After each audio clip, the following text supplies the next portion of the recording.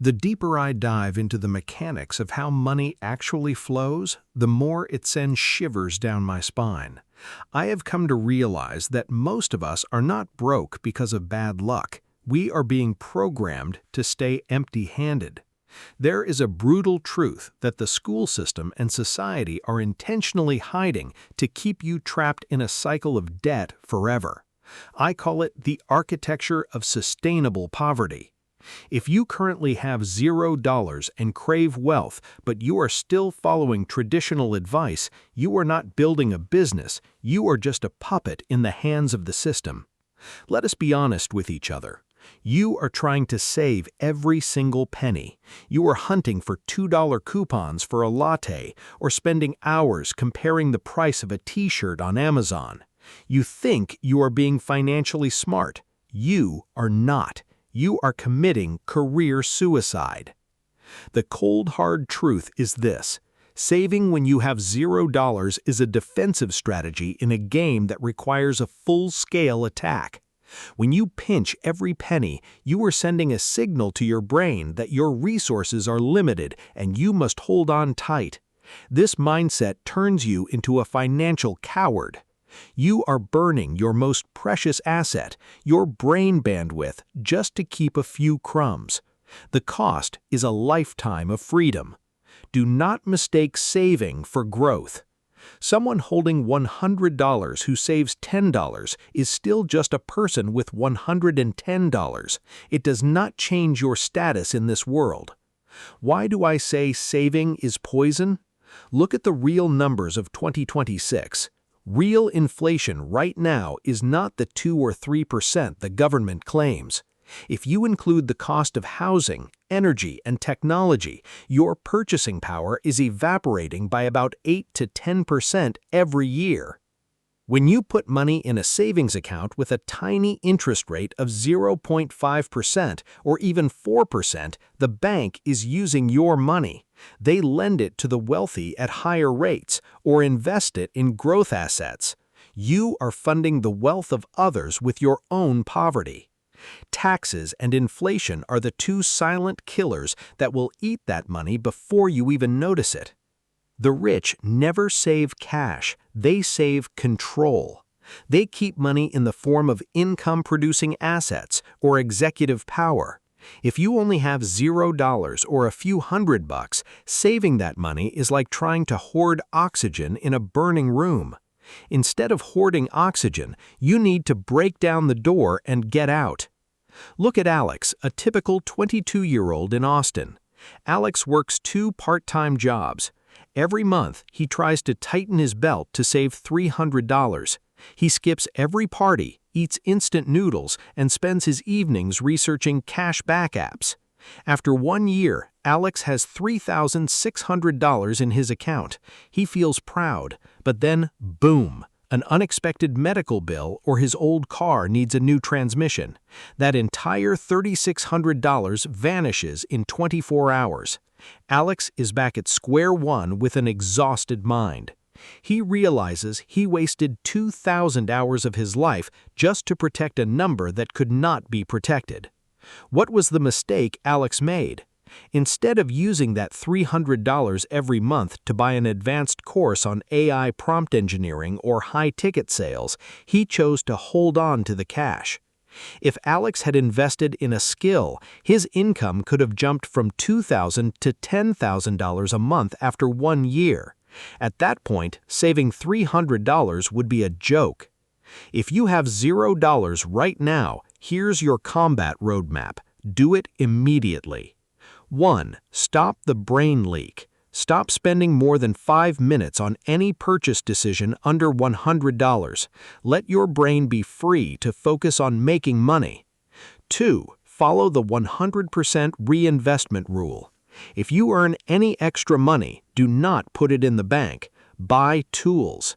This could be paid software to work faster, a course from the best in the industry, or a ticket to a networking event where wealthy people gather. 3. Master a high-income skill. In 2026, focus on skills that artificial intelligence cannot fully replace or skills that control artificial intelligence. Examples include psychological negotiation, automation systems management, or strategic content creation for a personal brand. 4. Sell results, not time. Do not apply for hourly jobs. Find a business with a problem and propose a deal. Tell them you will solve problem X, and if you succeed, you take 20% of the profit. That's how you jump from zero to thousands of dollars without capital. Never forget, you cannot save your way to being rich. You can only invest in yourself until you become irreplaceable. And remember, saving money is only half of the trap. The bigger and more sophisticated trap is that college degree you're going into debt for. The system calls it an asset, but it's actually a massive piece of bad debt. Look at your wall. Is that college degree in a glass frame? In the world of 2026, it's not the key to wealth, it's a receipt for a product that expired before you even received it. The harsh reality is that the current education system was not designed to create millionaires. It was designed by corporations to create perfect parts for a machine. Obedient parts that know how to work from 9 to 5 and are easily replaced. You are carrying a huge debt on your shoulders in exchange for a hollow promise of stability. But in this era of artificial intelligence, stability is a luxury that no longer exists.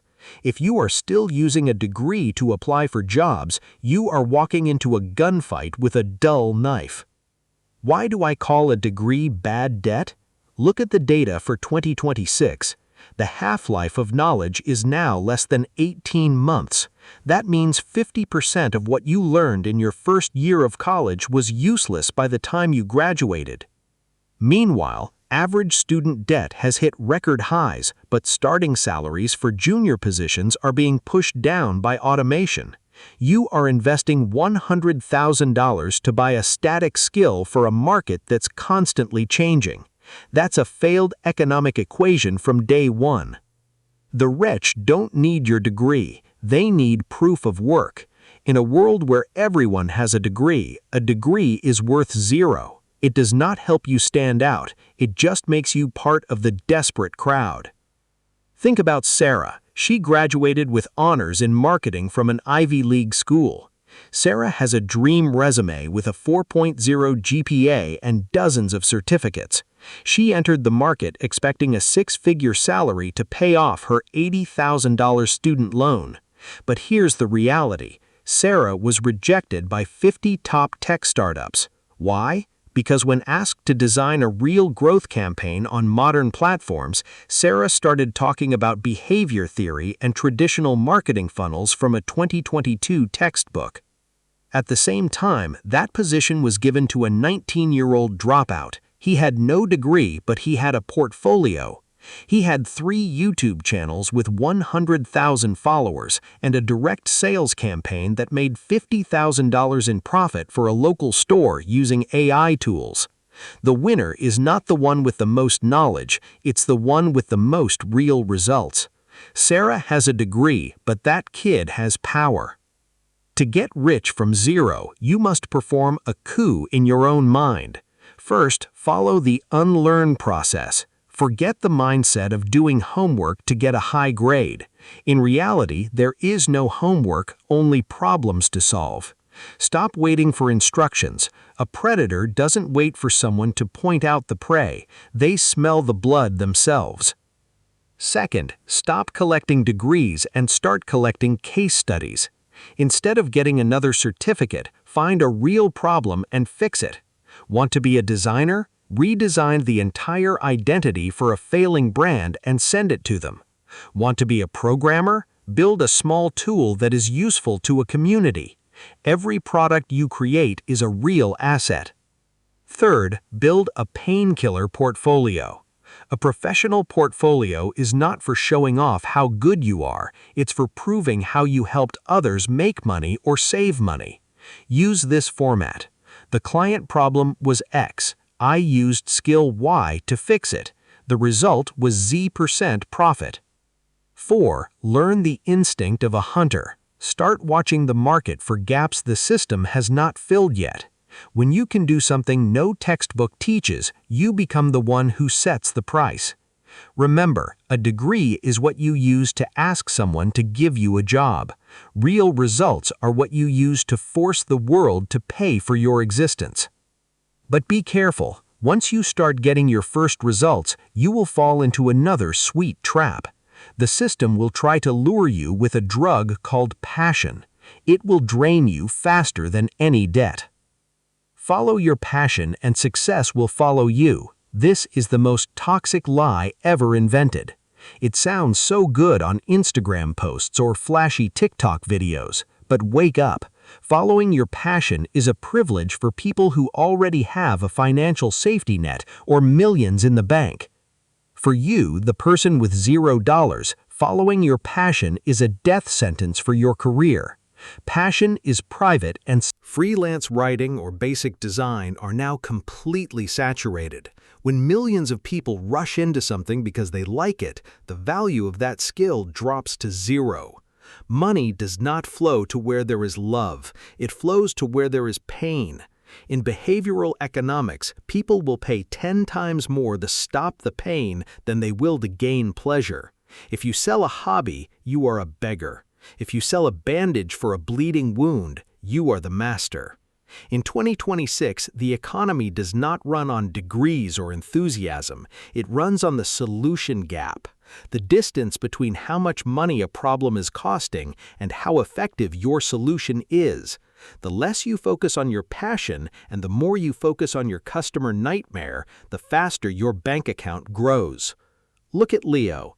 Leo is a 3D graphics genius, and he is passionate about creating detailed anime characters. Leo spends 16 hours a day living his passion. The result? He is competing with 10 million other artists, and AI tools can do the same thing in 30 seconds. Leo is starving with $0. The turning point happened when Leo decided to throw his passion in the trash. He noticed that small local trucking businesses were struggling because their warehouse management systems were outdated. They were losing thousands of dollars every month due to data errors. Leo did not like logistics. He found it boring, but he used his logical mind to design a visual management interface that stopped the errors. Leo did not sell art. He sold a bandage for their financial wound. The result? He got paid $5,000 for every project. Now Leo has enough money to nourish his anime passion as a luxury hobby instead of letting it turn him into a beggar. Do not find work you love. Find work the market is bleeding for. Here are 3 steps to take right now. 1. List 10 expensive pains. Look around your industry or community. What is making people lose money, lose time, or go crazy with frustration? Maybe it's a messy tax process, a slow doctor appointment system, or online shops that don't know how to use AI to cut ad costs. 2. Become the bandage bearer. Pick one problem from that list. Spend 2 weeks researching everything about it. Understand that problem better than anyone else. Build the simplest solution possible to fix one part of that pain immediately. 3. Price based on the damage. Don't say, "It took me 10 hours, so pay me $100. Say, "This problem is costing you $1,000 a month. I'll fix it forever for a one-time fee of $500. No one can refuse an offer that saves them money. Remember, money is a side effect of providing value, and the highest value is rescue from pain. But stay sharp. When you start solving problems and money starts pouring in, you will face a deeper truth. You will realize that even with money, you can still be a puppet if you don't see the invisible assets you own. This is where 99% of people starting from zero never actually reach the truly wealthy. It's because you approach them as a beggar. You send emails saying, "Hello, I admire you. Can you give me an internship or a job?" Listen, the top 0.1% receive thousands of those emails every day from automated AI systems.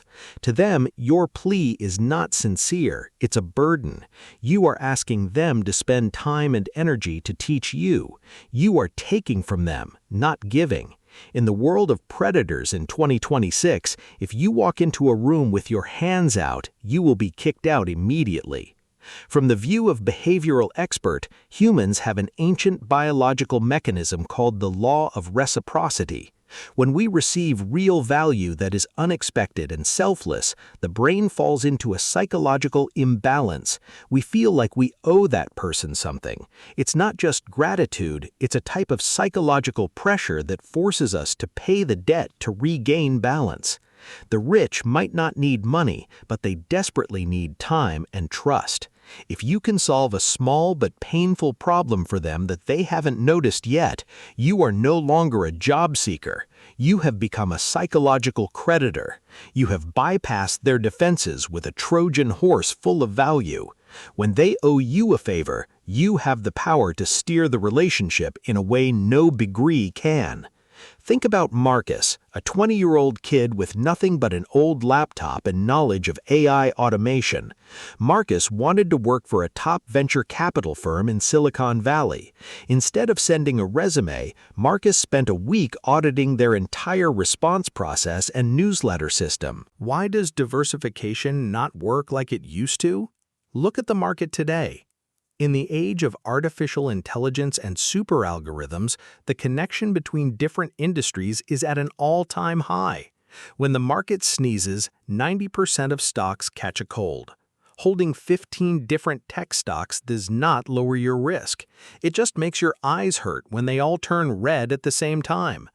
Studies show that the benefit of lowering risk hits a wall after you own 8 stocks. From stock number 9 and beyond, you are not any safer. You are just diluting your own profits. Let us do some simple math. If you have $10,000 and you split it between 20 stocks, each one is only $500. Even if one of those stocks doubles in price, your total wealth only goes up by 5%. Is that 5% worth the hundreds of hours you spent tracking reports and news for 20 companies? You are making the stock exchanges rich with your trading fees, while your wealth goes nowhere.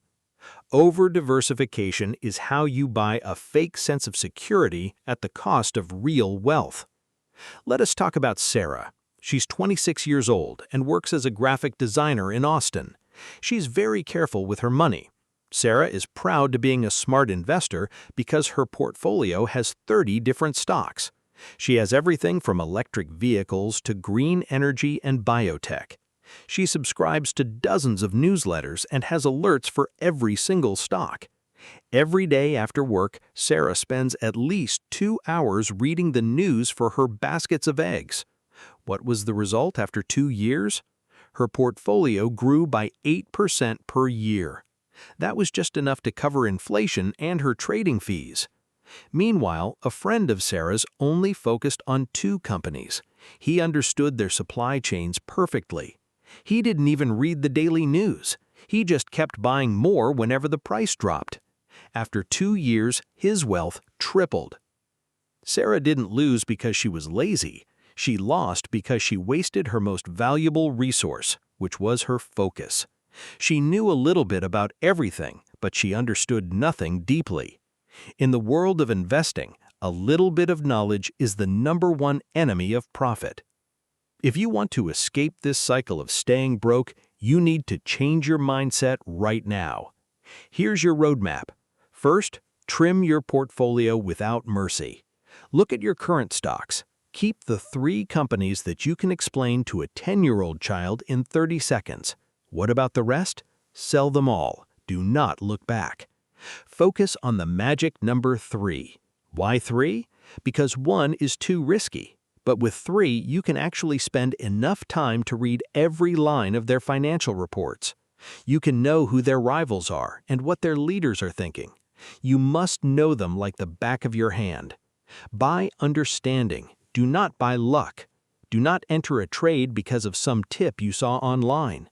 Enter a trade because you found a competitive edge that the market is missing. Real wealth comes from being more right than the crowd on a few big deals. It does not come from being a little bit right on 100 small deals. Stop seeing stocks as jumping numbers on a screen.